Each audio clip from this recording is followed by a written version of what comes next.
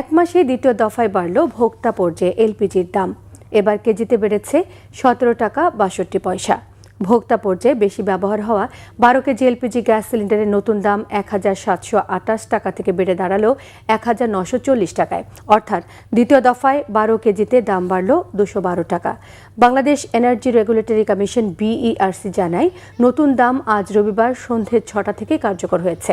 যুদ্ধের কারণে জাহাজ ভাড়া বাড়ায় দাম সমন্বয় করা হলো এবার। গত মাসে 12 কেজি ওজনের সিলিন্ডারের দাম ছিল 1341 টাকা। এপ্রিলের শুরুতেই সেই দাম 387 টাকা বাড়িয়ে করা হয় 1728 টাকা। সরকারি কোম্পানির এলপিজি 12.5 কেজি সিলিন্ডারের দাম অপরিবর্তিত থাকছে। অন্যদিকে গাড়িতে ব্যবহৃত অটো গ্যাসের দাম লিটার প্রতি 89 টাকা 50 পয়সা নির্ধারণ করে দিয়েছে বিইআরসি।